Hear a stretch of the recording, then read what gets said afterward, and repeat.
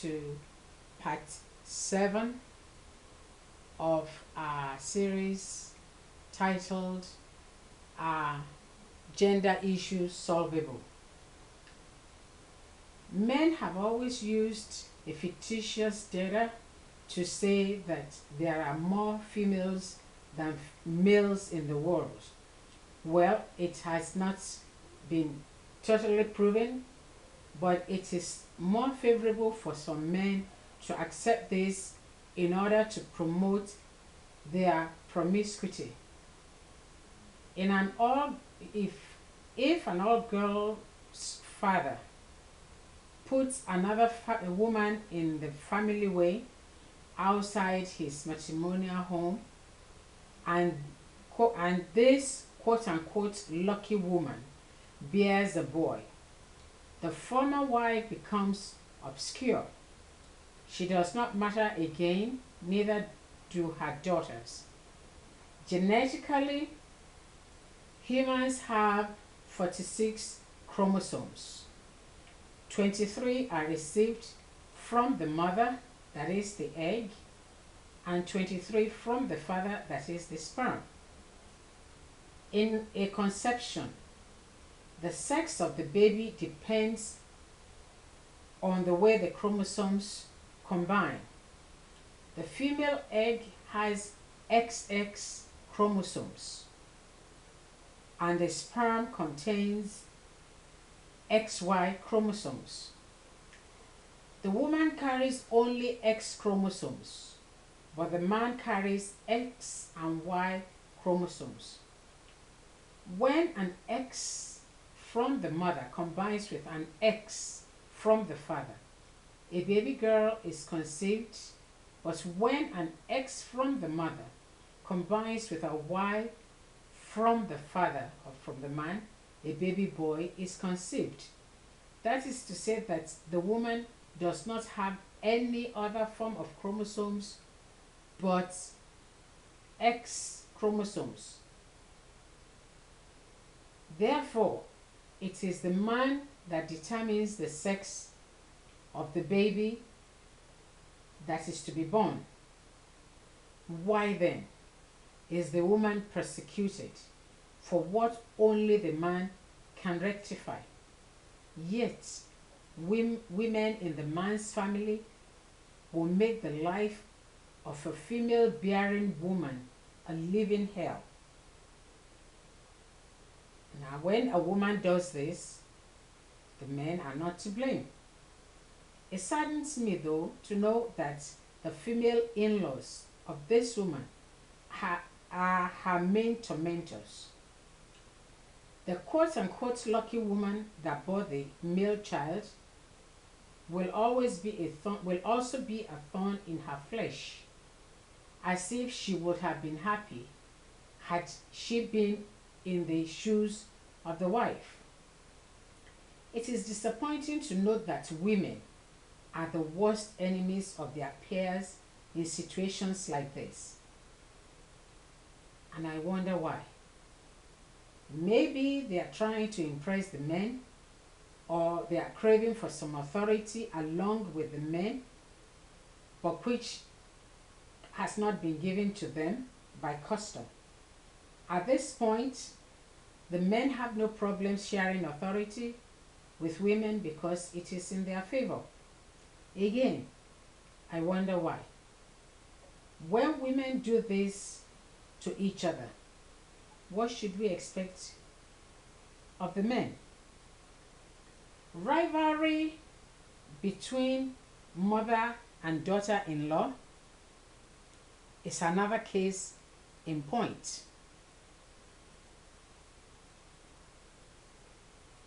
And this happens in almost all cultures.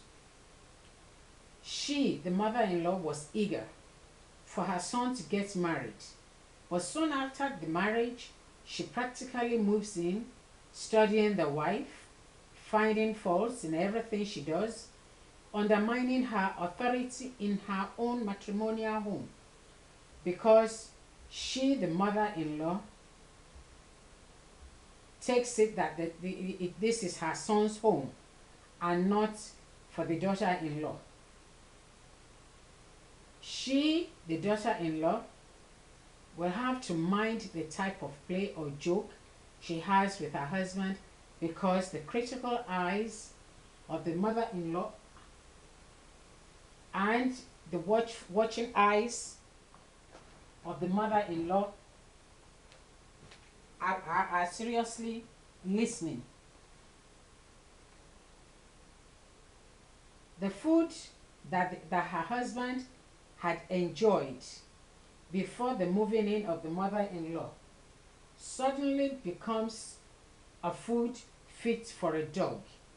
The wife can no longer do anything right. At times, the mother-in-law could even mean well, but the daughter-in-law is always already on the defensive. There are some ladies that will not want to marry a man whose mother is still alive. Immediately the mother-in-law walks in, the daughter-in-law is asking her when she'll be leaving, and she starts to count the days, sometimes making her stay to be very unpleasant, that the poor woman, out of not wanting to complain or cause rift between her son and his wife, leaves early. Some girls pray for their mother-in-law to die before they get married to their intended. They forget that whether they have boys or girls, they will be mothers-in-law someday, and the law of retribution will surely catch up with them, because what goes round comes round. There are some mothers-in-law, though, who will practically take over the house. They decide who can come and live in the house, what food should and should not be cooked, what clothes their sons should wear out, and sometimes when they notice that their son wants to have a quiet moment with his wife, that is the time when they need the attention of their son. Yet they want grandchildren. They do when they do not particularly like their son's wife. She, the mother-in-law, takes him to her room to discuss irrelevant things until whatever it is that he had in mind eludes him, or sometimes they will even send the son on an errand. If his wife, after a while, complains, and he in turn tries to let her mother know that it is causing a rift between him and his wife, the mother will then go into the lecture of how she carried him through pregnancy and suffered hell because of him, and now he is going to repay her by supporting his wife against him. In some cases, when the wife is from a different town, the mother feels that she will not be able to relate to her son's wife, and no matter how much the wife wants to please her, she had made up her mind that it will not work. She goes back home, brings a girl from her hometown, pretends that she is just there to help, and stealthily introduces her into his life. She could even say that his wife had bewitched him, and that is why he is not seeing things the same way with her. Some go to the extreme of planting questionable things in the house and pretend to have found them. They bring such items to the attention of their son with an explanation that was what the wife was using to manipulate him. He, the son, out of ignorance, anger, brainwashing, and or stupidity, takes it hook, sink, and bait. Baits the wife black and blue.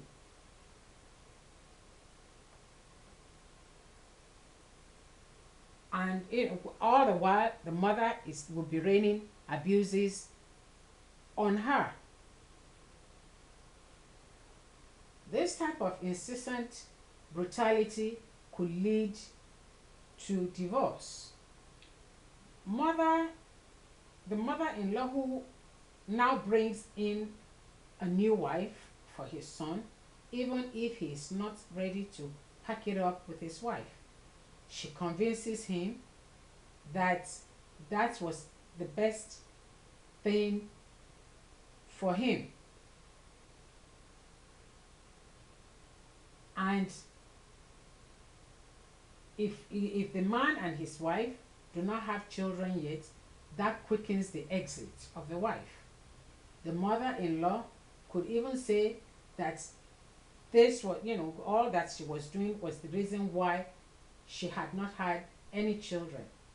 The new wife must be submissive to the mother-in-law because she lets her know that she brought her in and can send her packing from her son's house. After all, she has done it before.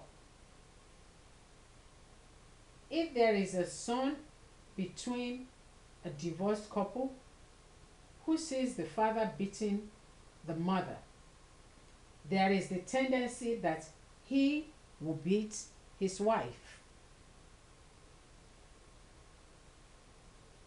And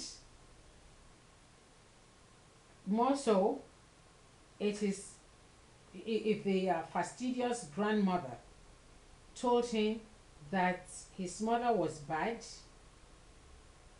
being the child or the son being at an impressionable age will think that when a woman is quote unquote bad, the man has to beat her. A boy who sees his father beating his mother and has not been taught otherwise sees nothing wrong with him doing the same thing. Hence, he has the tendency to repeat this when he gets married. What baffles me is that the same boy that felt bad when his father was beating his mother, and he starts to beat his wife, sees nothing bad in him beating his own wife. If when he was young, like a teenager, he confronts his dad after trying to appeal to his father not to beat his mother, but he does not, and yet when he gets married, he will see nothing wrong in beating his own wife. Neither does the mother see why she needs to tell him otherwise.